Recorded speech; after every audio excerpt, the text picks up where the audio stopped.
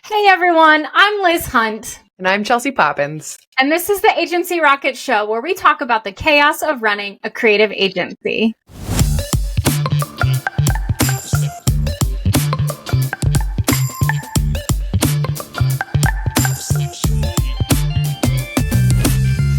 Yeah. And today we have a special guest, one of the videographers that we've worked a lot with at Daycloud Studios. This is Django Greenblatt-Seay. Greenblatt-Seay. Nailed it. With your powers combined, you nailed it. I had it in front of me to say, and I already talked you through it, and I already botched it. Greenblatt-Seay. You can't have a name like mine and be worried about when people get it wrong, you know? And you're with Huge Creative, which is a production company based in Omaha, Nebraska.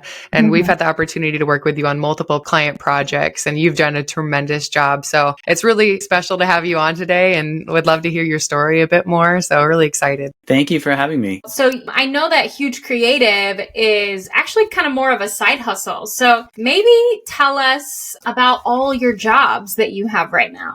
Yeah, Huge Creative is myself and two other partners, Nicholas Abradovich and Ben Semish. Nicholas and I both have full-time marketing and communications related jobs, while Ben is a self-described outdoor cat. So he's been freelance independent his whole career, not beholden to any one boss, you know, not a consistent, you can depend on it, defined paycheck kind of a career. Been an independent photographer, videographer his whole career.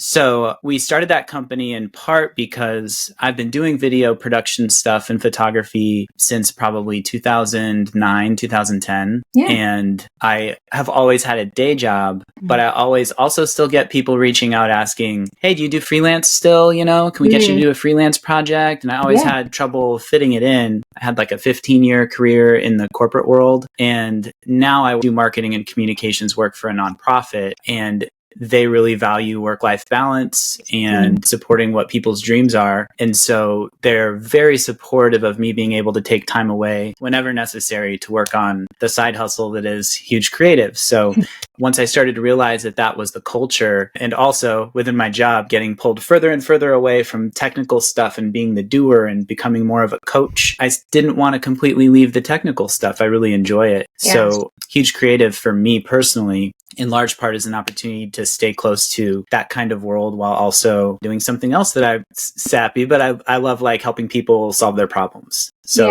I get to do that both at my day job and with a side hustle. Yeah. You know, that's something I've heard a lot with creatives, the piece about as they get promoted or as they move their career further and further along, they get further and further away from doing the actual creative. So I would love to hear you kind of expound a little bit more on that and what that was like when you realized that, like, I have to be doing some of the creative still. My first experience with that, Liz, was I worked at Omaha Public Power District in the corporate communications department for a long time. We had a leader of our team, Gary Williams, who used to be a long time ago a reporter on like Channel 3 here in town. And I remember one day I was sitting in his office and he said, you know, I got good at making news stories and communicating. And so then they promoted me and now I do budgeting. And he was like, I don't know how much I like budgeting. I like the pay, but I don't know how much I like the work, you know? I was in my early 20s when I first heard that message, but it took a half of a career to realize what that really meant. So now I like being on this team at Rabble Mill and the Bay. It's the nonprofit organization I work for, where I get the opportunity to be involved in those bigger conversations about things that impact the organization, while also sometimes I'm editing video and sometimes I'm shooting photos and I'm posting to Instagram stories. And that also helps keep me grounded in the context of what our organization is trying to do, where I get to know these kids really well and their circumstances in some cases, and try to figure out what can I do to get them to just know everything that I know. You know, like there's got to be something in my brain that will help them. Can I transfer my brain's contents to them so they can just run with it? And that's the goal. Neuralink. Yeah. Yeah, that would be awesome. Neuralink. Yeah. You were talking about with us off this podcast about how you are looking to build a studio to do more content creation, or is it to teach more content creation to these kids? We have this program called Gap Year where people ages 18 to 24, maybe they're not sure if college is right for them, or they don't want to just go ahead and dive into a major that they're not confident about, or they do know that college isn't right for them, but they don't know what is right for them. This program helps put these people on a path and helps shape how they think about their future, while also giving them all kinds of opportunities through this organization, the American Job Center. We're able to get them. I was going to talk to you guys about this, 'cause one day one of these students might be a good intern candidate for you guys. Aww, and the way it would work out is we would identify that, we would try to make the connection, you would try to figure out, could we keep this kid busy? Could they both be helpful to us while we also help them grow? And through the Gap Year program, that would be an internship that the American Job Center would pay for. So your organization wouldn't even have to pay them. It would just be you're paying them with the experience you're providing, but they are getting compensated and you don't have to feel bad about it. So hopefully in that scenario, it opens up more opportunities for people to offer internships who otherwise might not. Like a lot of times it's just an individual who can be helpful to a kid and they're able to do it without taking advantage of them. Yeah. You know, one of the things that I've heard over the years, just as I've grown up and then just when I was young too, one of the most impactful things for anyone when they're younger is to have a mentor in their life, is to have someone who is a role model for them, who is actively involved in their life, who just cares about them. If you have someone who's not your parent, who just gives a crap about you, that changes the game and it can change the trajectory of your future. So what you're saying is, I think, really so incredibly amazing and so true. And I've seen it in my own life, people who poured into me when I was young and dumb and had no idea what to do, but people cared about me and just said the right thing at the right moment and changed my path and changed my future for who I am today. And so that's amazing that you guys are doing that and have that. Would you be willing to shout somebody out? Can you think of somebody off the top of your head, like a specific situation? What's one thing that somebody helped you with? Honestly, there's quite a few. I think even when I was in middle school, and like everybody hates middle schoolers, right? Nobody likes I didn't even like myself as a middle schooler, right? But there was this girl that I went to church with and she was in high school and she would take me out to dinner once a week and she would pay for my meal and she would just spend time with me. And I don't remember anything that we ever talked about, but I do remember her driving me to a Chinese restaurant and paying for my food and just spending the time with me. And then I had a couple of women who would do that. One was in high school and then I had another one who was in college and I absolutely adored her. Her name was Andrea. The other one, her name was Nicole. And these young, and they were like college age or high school girls. Yeah, that's so shocking. Like the high school age person. I know. Not an official, like organized, standardized mentorship program, just took interest in you and wanted good things for you. Yeah, it was just someone from our church. What I heard is you got a lot of free meals. Yeah. Yeah. How much Chipotle was that? Chipotle probably didn't exist back then. No, we were in a small town. We didn't have Chipotle. They went to places like Stinkies and it was a dirty, greasy, hole-in-the-wall Chinese food. But like, it doesn't matter. That's the thing. When you are young, that kind of stuff, I don't remember the conversations. I don't remember what the food tasted like. I don't remember any of it, but I do remember that she did it. And I do remember that they cared enough to spend some time with me. And it's absolutely incredible. You understand the power of it and you'll do it with other people. Absolutely. And I have done it. I think it's crazy to think about at a young age, you're always craving for attention and for people to pour into you. And then when we get older, we are so swamped and so busy. Like our time is our money and our time is valuable, but that is the most valuable thing we can give to the youth and to pour back into others. But it's interesting to see the shift in the mentality. When we're young, we have all the time in the world and we're just looking for a little bit of love and someone to pour in. But now that we're older and we're so full and people have poured into us, it's just the reverse. I've got a story that'll speak to that that's been happening over the last few weeks, actually. Our nonprofit nonprofit has a facility in Lincoln called the Bay. We were talking about earlier this week. There are a couple gap year students there at the Bay who are skateboarders. There's an indoor skate park there. There's a high school focused program through Lincoln Public Schools, and then Gap Year, our workforce development program. And these kids, Trayson and Wulu, have been skate rats there since they were under 10 years old. Absolute skate rats. And they really generated this passion for content creation, and they became really good storytellers. I don't think they understand how good they are at hearing, here's a message somebody wants to communicate, and they'll be like, all right, yeah, cool, fire, facts. And then they'll communicate it.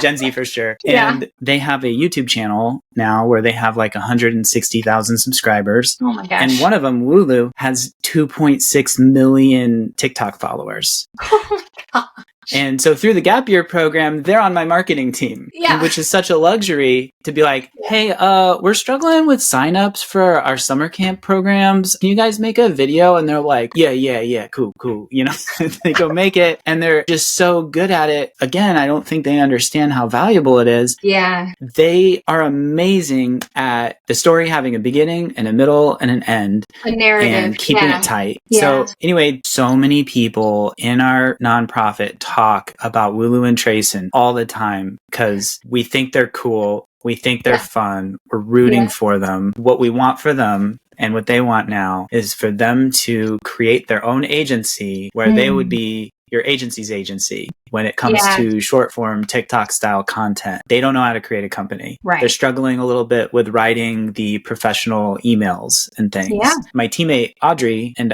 Audrey's marketing manager on my team, who also is super young but incredibly advanced. She and I are helping them build out what will their workflows be. Yeah. When somebody contacts them and says, hey, we need your help on this thing. We want you to help us sell this product or sell our brand. They just don't know what to do next. So like I'll get texts from them to be like, all right, so this guy said this, like, and he wanted me to take like what I said and put it into like a project scope. Like, I don't know what that is. And I'm like, I do. Can you get on a call? How's 10:30 tonight look? And it's like, sometimes that's what mentorship looks like. That's exactly what it is. That's by definition. We have a saying at our organization, kids can only dream as big as they've seen. And internally, Audrey and I kind of laugh at it because she has to design it so many times and we have to write it so many times. And we go, kids can only dream as big as they've seen. You know, you kind of laugh at your own thing. But it's so true because these two didn't have a template for sending out a quote or an invoice. These two, they know how to tell the messages, but they can't put it into a strategy because they haven't seen a strategy. So if somebody said, can you create a project plan? How could you expect them to create one?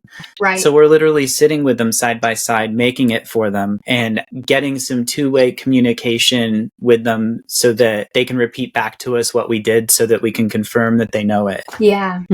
That's so cool. You can teach the communication and the project management skills. You cannot always teach the activation skills and the execution skills. And the talent. For the creativity. The creativity. And the fact that they're able to do it and they have so much potential to build on that. That's amazing that you guys can see that and you guys can help amplify that. We were starting to see that too, Chelsea, like the gap between where these two are and where they want to be with having this company that has functional processes and workflows. Yeah. The gap is developing the skills that somebody in every single dentist office or car shop office or literally anywhere that has to deal with the client, customer relations and stuff, all of those people know how to do that. To your point, it's totally learnable. We got them to a point where they know that that's the gap and they want to learn that. So I think they're going to get there. Is it kind of a full circle moment? I would love to hear how you got into videography, how you found that creative passion of yours, but also is it kind of a full circle moment to be able to pour back into these kids in retrospect of who you were growing up and maybe even the resources that you had growing up? It's a little bit of a position of privilege because I think there's a lot of people in creative industries, whether you're a photographer or a designer or video producer or whatever, where you experience throughout your whole career, why won't people pay me a living wage to do this stuff? You know, so like there's that aspect of it. And then you kind of feel like between a rock and a hard place where should I help somebody else advance that might be a competitor later?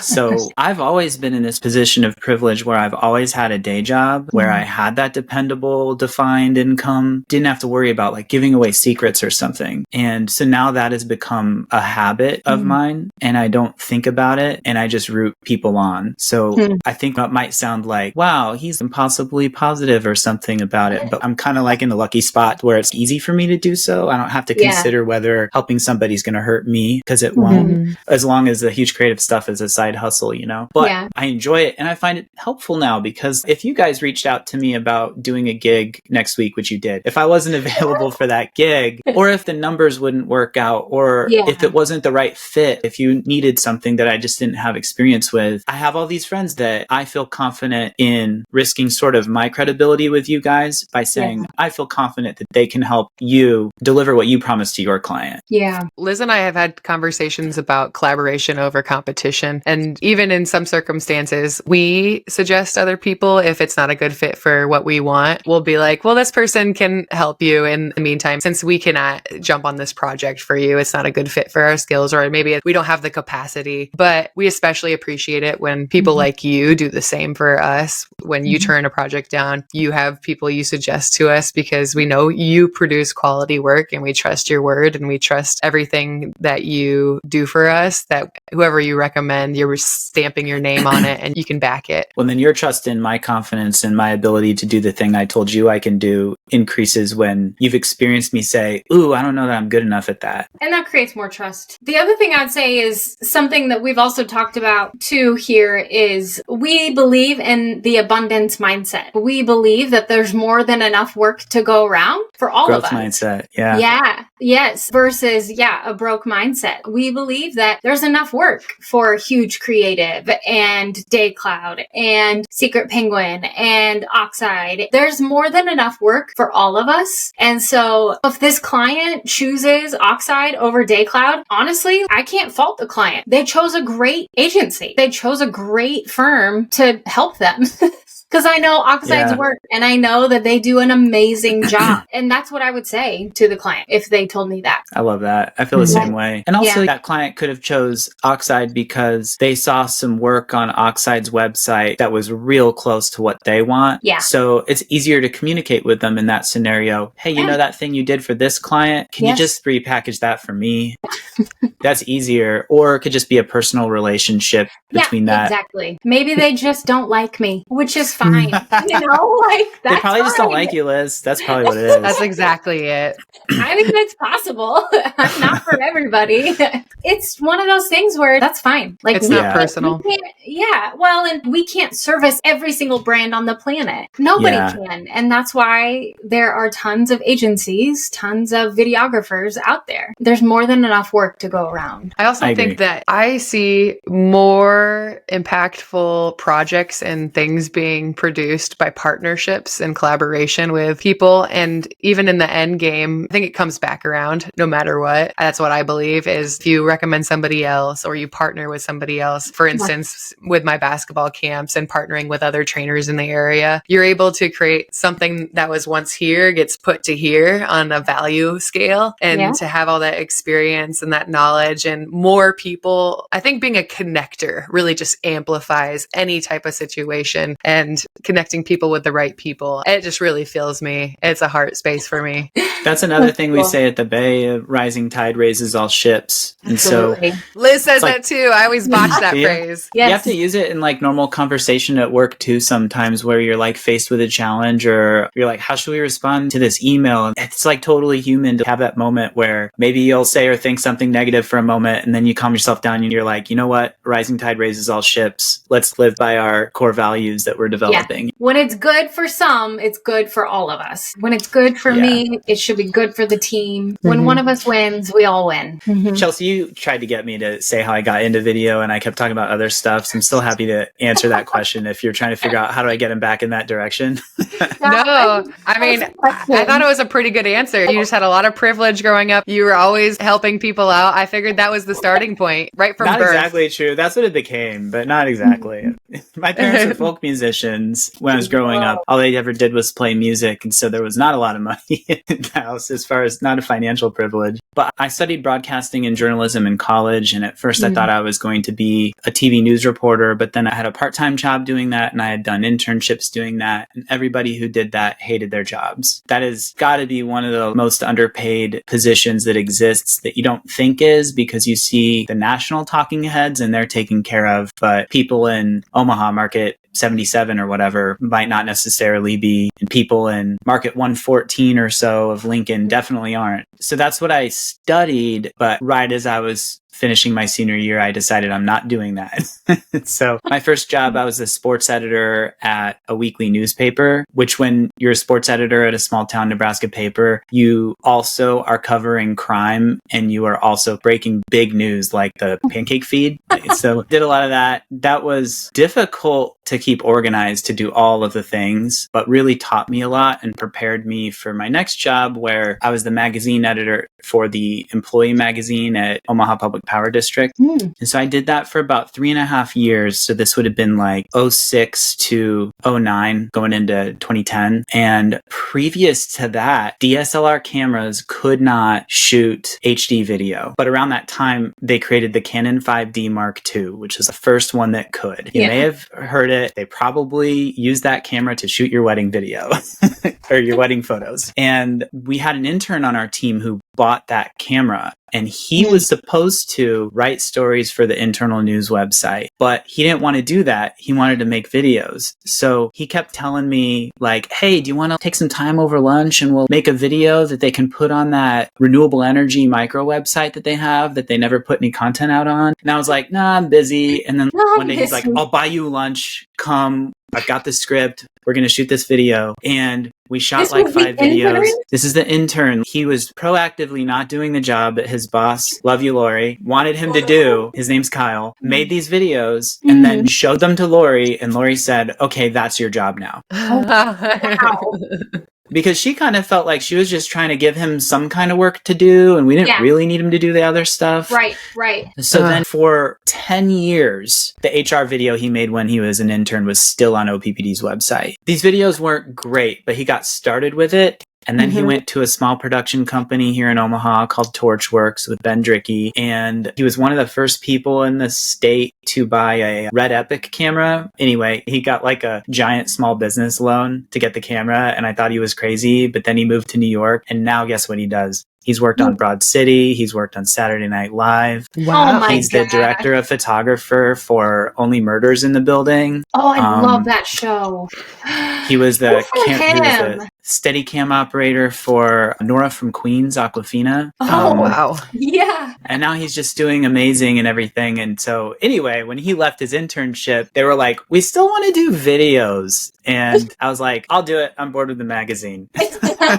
Kyle kind of got me into it. And at the same time that OPPD was transitioning to needing regular recurring video content, I was trying to learn how to record audio, like record bands, and just kind of happened accidentally, essentially, that I was recording audio of some friends of mine from Denver that were in town, had them stay over. They were in my basement. I was like, can I record audio of you? And they said, sure. And they had a friend with them that was filming them. And so he was filming them while they were playing this song. And then I noticed on my desk, I had a little point and shoot camera that could shoot video. It couldn't capture audio. It was like 3.2 megapixels, but it could capture video. And I thought to myself, I bet I can sync these up and then use both cameras and the audio and edit it later. This is spring of 2010. And so I filmed them too. And that's what we did. And I was like, oh my God, the audio sounded great. And then when you switched from one camera to another, the audio didn't change. And it felt so professional, even though I know the image quality was poor.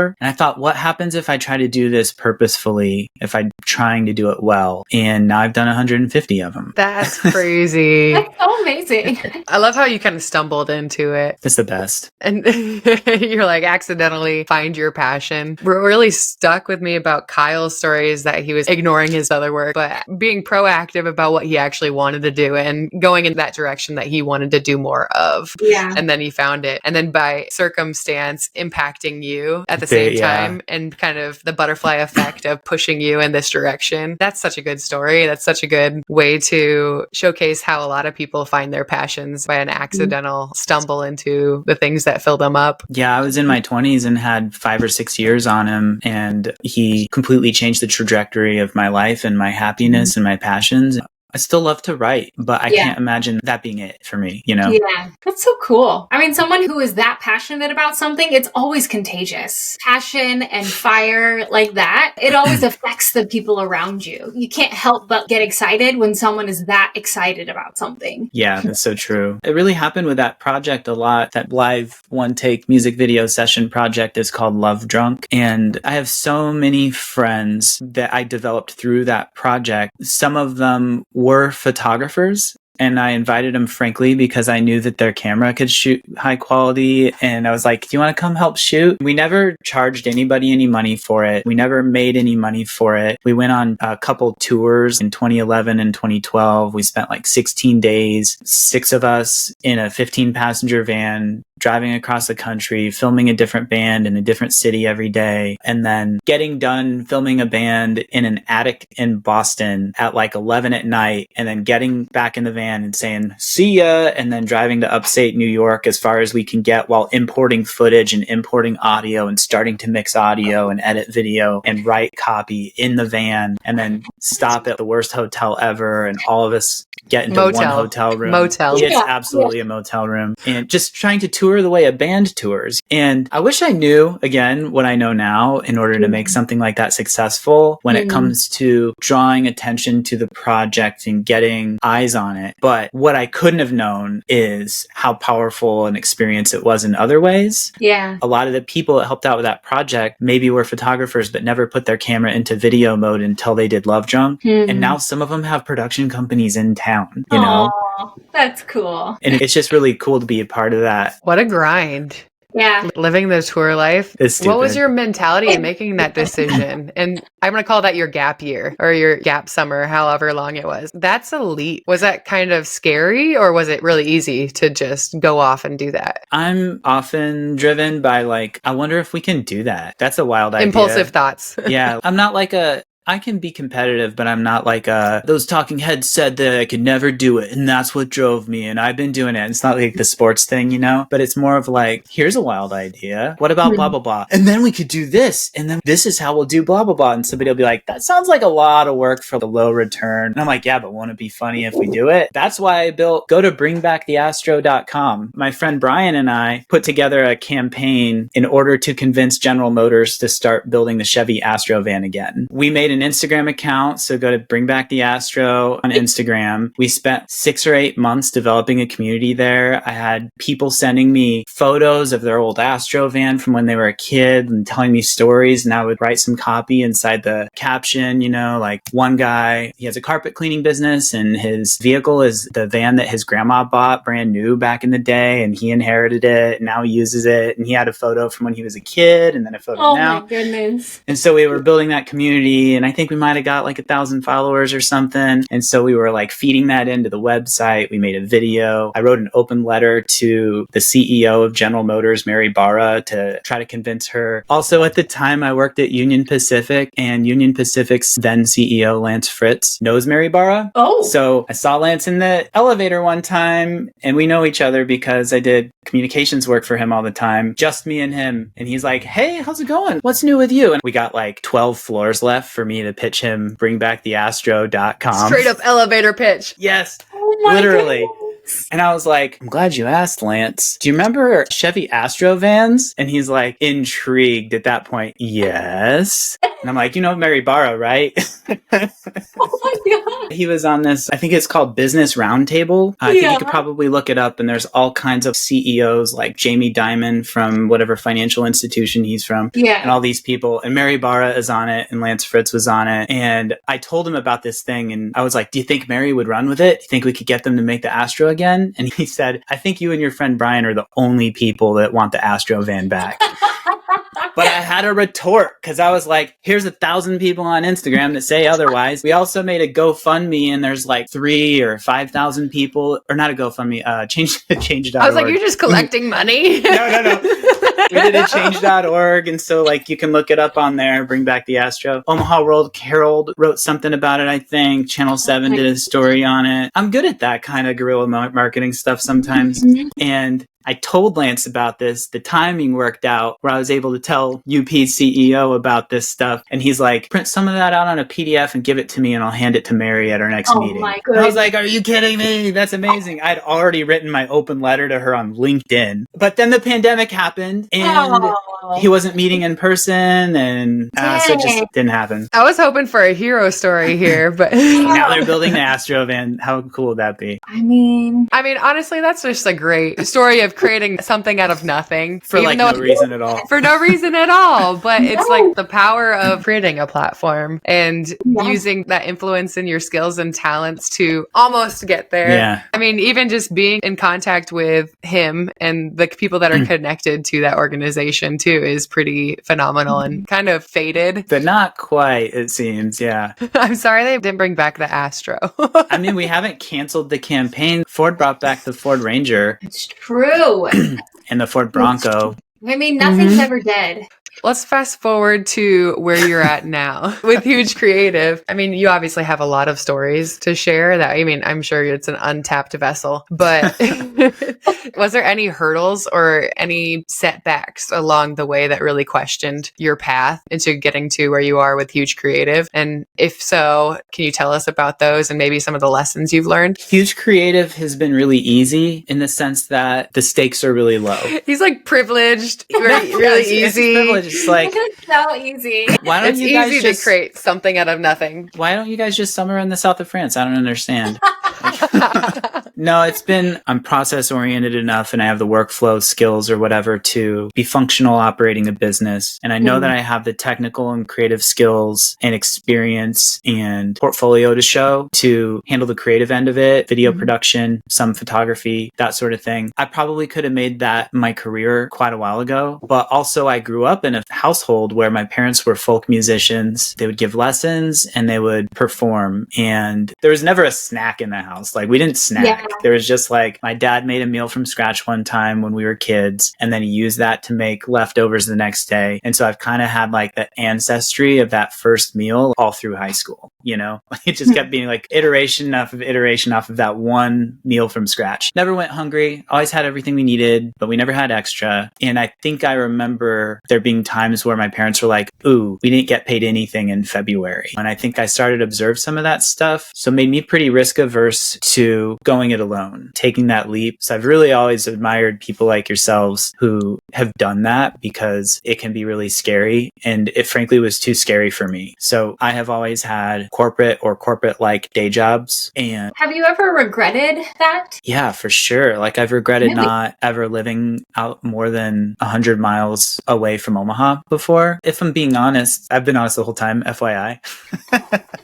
Forget all the fake news I've said this past 40 something minutes. You go to bringbacktheastro.com. There's nothing there. You Google Love Drunk. What? Nothing there. I was at OPPD for 7 years and it was generally great. Most of it was really good. And I was at Union Pacific for 8 years and it was generally good. But my rate of growth and improvement and development was amazing during the first parts of those. Or then maybe when there was a big change in your responsibilities, the rate was like that. And then after a few years, it just plateaus because you're kind of doing the same iterations of the same type of thing. And you just start going like that. Like you're always learning and improving, but when it slows so much, when you're learning rapidly, you're focused so much on the things you're learning and the things you're trying to accomplish and move forward that you don't get bored. Yeah. And then when it's not challenging, you get bored. And I should have left both of those places when the plateau started happening, maybe like 3 years or something like that. Yeah. In order to keep it moving. I regret that for sure, but I like where I am now. I really love the organization I work for, Rabble Mill in the Bay, is super supportive. The culture is people driven. Like as a team, Andrew and Mike, our co-founders, co-executive directors, they created our core values and things, which are all great. Then they just kind of largely walk away because they need to build relationships with organizations and foundations and other partners. But they leave the rest of us on the admin team to interpret those core values and what it means in certain situations. And we all care about each other and we all love each other and we all respect each other and everybody's cool and everybody's smart. So we just want it to be a good place to work. So having that and that being enough compensation for me to maintain my lifestyle, but I don't get in Adobe Premiere very much. I don't have my hands on cameras very much unless I'm instructing somebody how to use them. To be able to have that over here as a safety net, and my partner Nicholas has the same thing. The thing for Huge Creative has been Nicholas and his wife are going to have a baby, so can we bring in a little extra money for you? And for Ben, it's like, Ben, you undervalue yourself all the time. You've been doing it your whole career. Can we get you a better rate, like a more reasonable, fair rate? And then maybe we can generate more income for you. So the stakes have been kind of low because Ben maintains business outside of the Huge Creative business. We're strategic about making sure that, hey, we started this company, Ben, so Nicholas and I get a piece of everything that you make now. That wasn't the case. We had those conversations ahead of time. Also, frankly, one of the people who put his camera into the video mode for the first time doing a Love Drunk video is our friend Jared Bakewell, who has a production company called Bright Banner Productions. I don't know if you've heard of that yet. He created that company a year or two ago. He's doing way better on social media than we are at keeping up with putting some behind the scenes stuff out, and he's keeping really busy. That's kind of a side hustle for him because he's also marketing director, co-founder of Pink Gorilla Events that does those fun runs, market to market relay and stuff. Yeah. So he and I kind of have like a similar situations that we're in, but he is kind of a serial business creator. And I asked him for advice